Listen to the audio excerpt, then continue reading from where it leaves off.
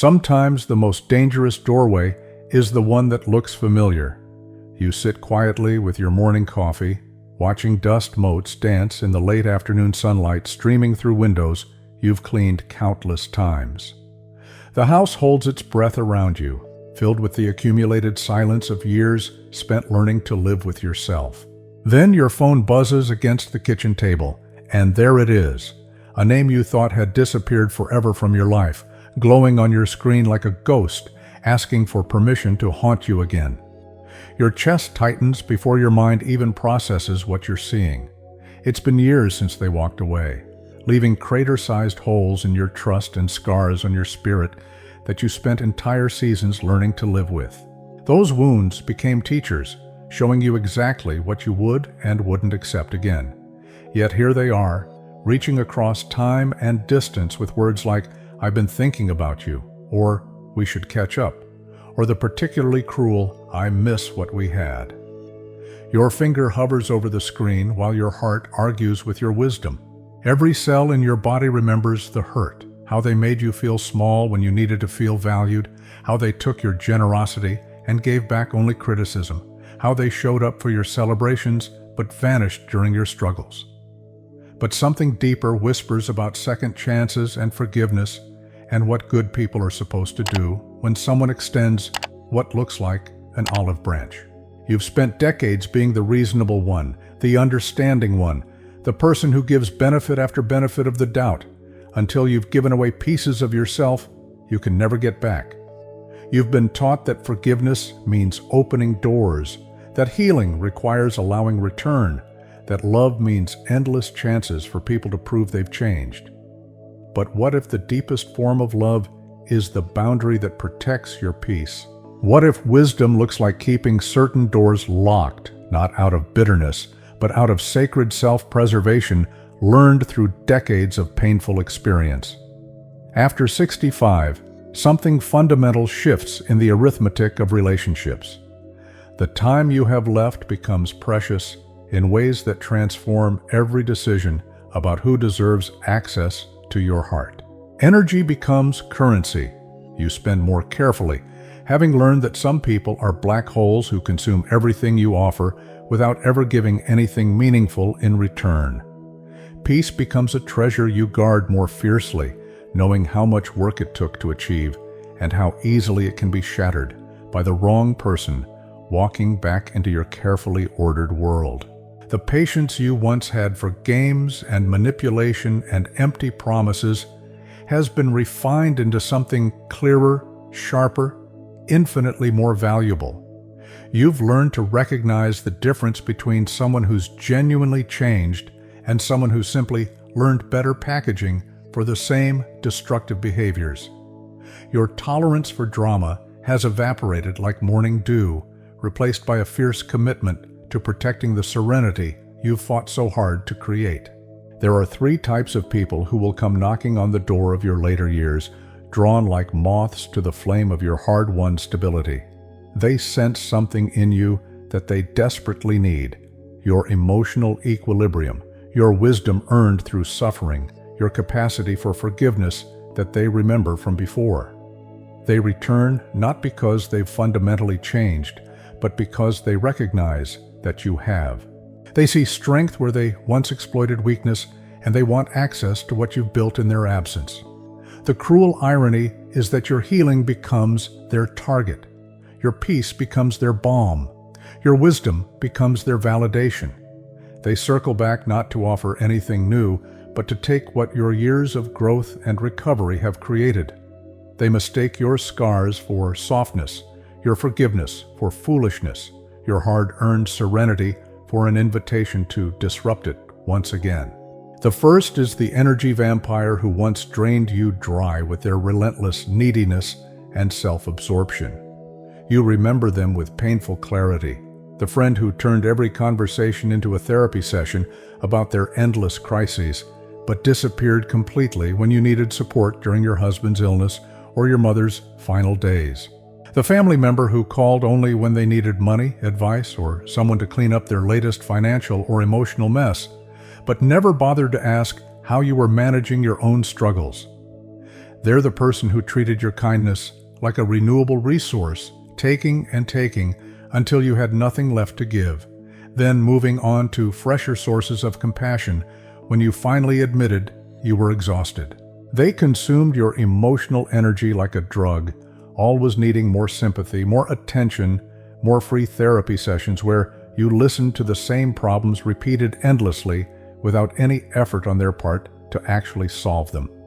You spent years walking on eggshells around their volatile moods, adjusting your own emotional thermostat to accommodate their constant temperature changes.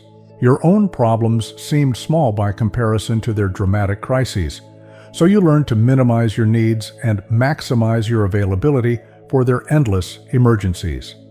You became their unpaid therapist, their emotional dumping ground, their constant source of validation and reassurance. Now they return in your golden years because they see you've rebuilt what they destroyed. Your peaceful home, your organized life, your emotional stability, it all looks so inviting to someone who never learned to create these things for themselves. They approach with carefully crafted humility, speaking of how much they've missed you, how they've realized what they lost, how they want to reconnect with family or rebuild old friendships that meant so much to them.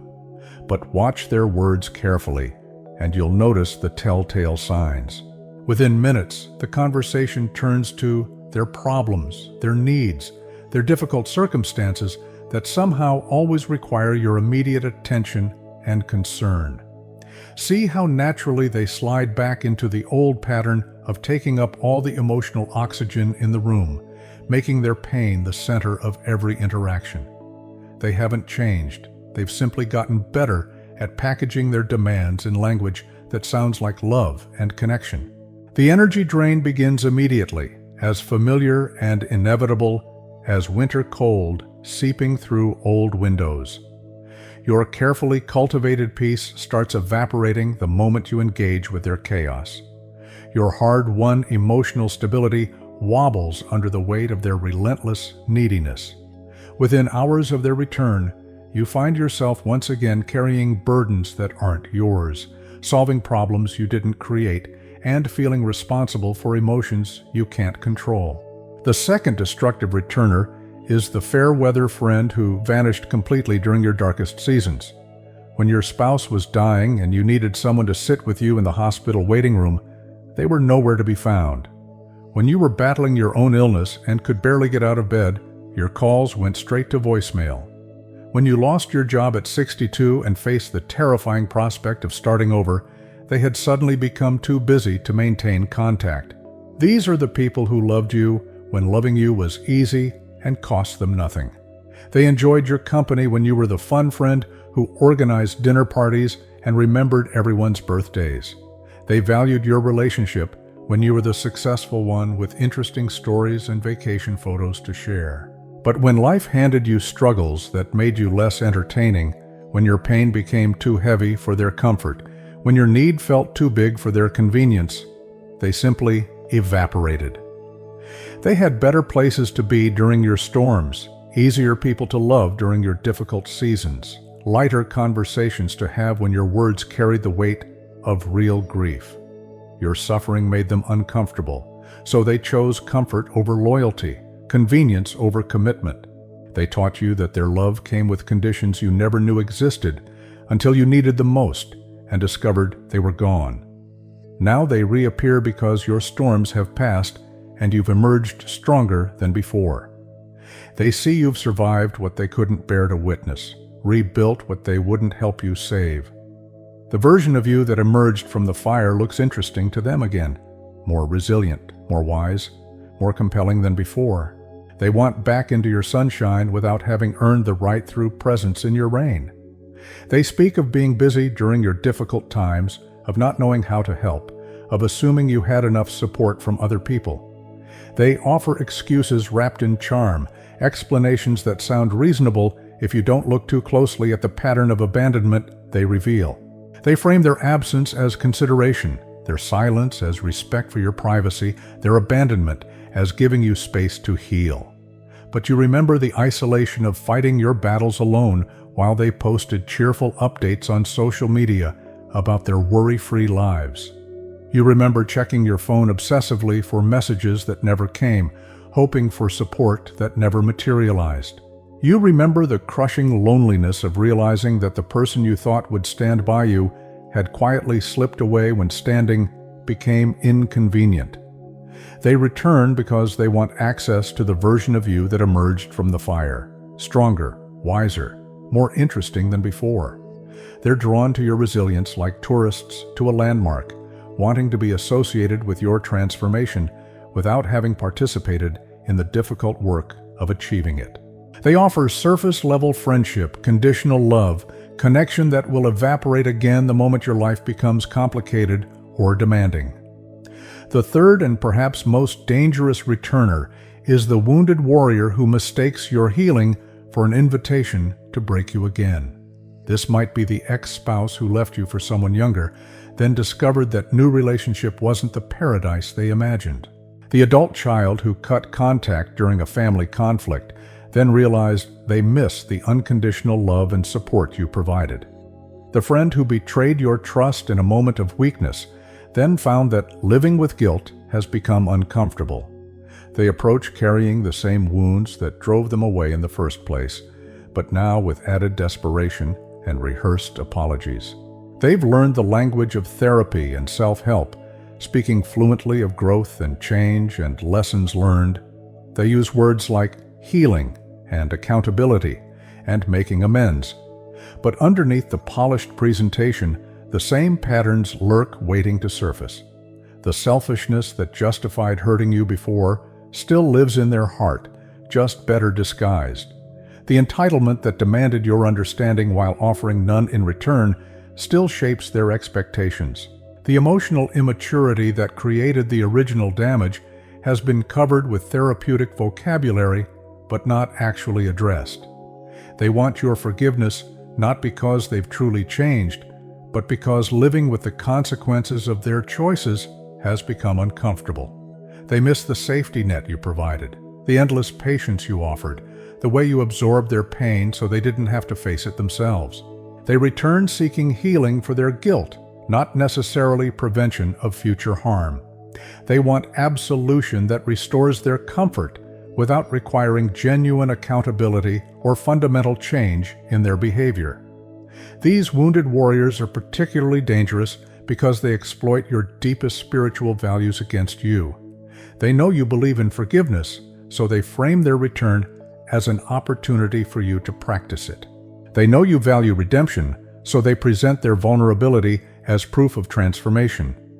They know you've learned to see the humanity in everyone, so they use their pain as leverage to gain re-entry to your life. The most insidious part of these returns is how they exploit your compassion against you. They count on your kindness being stronger than your memory. They bet that your desire to believe in redemption will override your knowledge of their history. They hope that your commitment to being a good person will make you ignore the voice inside that whispers warnings about wolves returning in sheep's clothing. But here's what they don't understand about the person you've become through years of loss and learning. Your compassion has learned to include yourself. Your kindness is no longer naive. Your forgiveness is no longer automatic. Your love has developed protective boundaries that honor both your generous heart and your hard-earned wisdom.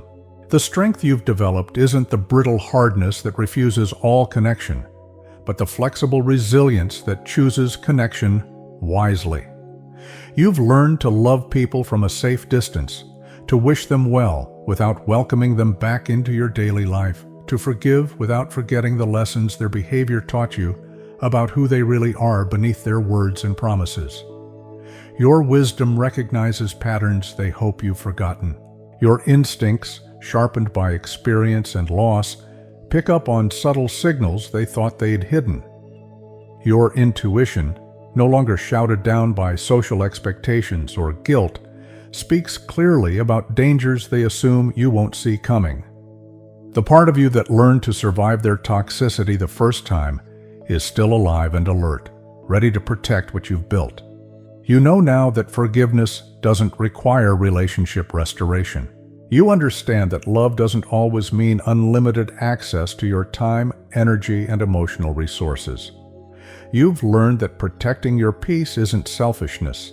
It's the spiritual practice of honoring the life you've built from the ashes of what they helped destroy.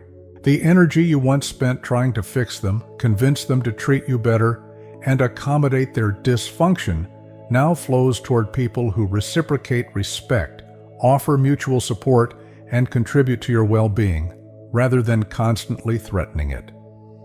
The time you once devoted to managing their chaos now belongs to activities and relationships that nurture your growth, rather than exploit your generous nature.